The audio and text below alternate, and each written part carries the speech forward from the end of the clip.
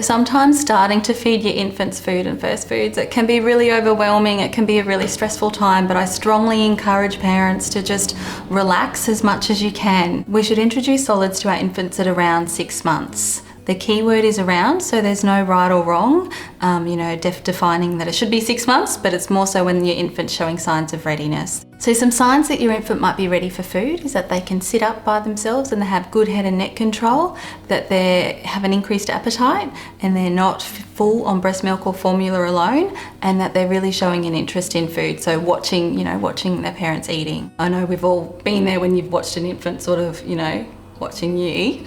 That's a really good sign of readiness.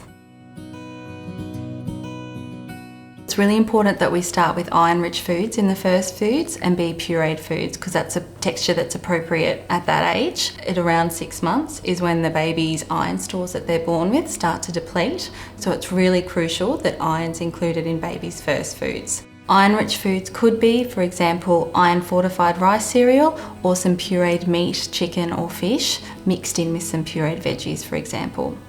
So we always encourage infants and children to sit with their family when they're eating. So where possible, it's so easy and cheap for families to just make a little bit more of the food that they're already eating and puree that. What's a really good tip is if you make extra food, get a few ice cube trays, spoon them into the ice cube trays for your infant as the pureed version and pop them in the freezer. Then when it's their meal time, it's super easy just to pop out some ice cubes. You know what they're eating and it's ready to go.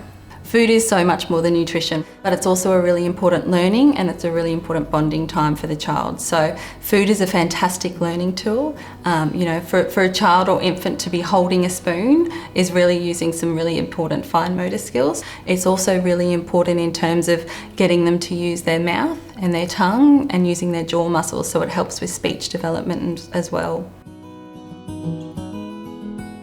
We get lots of questions when do we stop breastfeeding, but it's strongly encouraged for as long as mother and baby wish. Breast milk is a fantastic source of nutrition. It's also a fantastic bonding source for the mother and child. Textures are really important for an infant to experience because the different textures in foods allow the infant to learn how to eat, which is, teaching them how to use their tongue and their jaw muscles. Baby-led weaning is when a parent won't step through the usual processes of the pureed, mashed, minced, progressing through textures, and it's more giving the child food that they can hold in their hands, so essentially starting their food experience with finger foods and letting the child lead what they're eating. My advice to parents, if they're considering baby-led weaning, is to do baby-led weaning in conjunction with progressing through textures. By familiarising our infants with foods that do have common allergens in them, so for example peanuts, eggs and cow's milk, what we're doing is exposing the infants to the proteins in these foods so that their body can identify them just as protein and not as an allergen. The current recommendations are to include foods such as peanut butter and peanut paste in those first 7 to 12 months. It's a small percentage of children that can be allergic to food, and that is, for those parents and children, it is obviously, really frightening and needs to be managed. But the majority of the population don't have peanut allergies and don't have egg allergies, so they're fantastic protein sources for children, and they really should be included in the diet.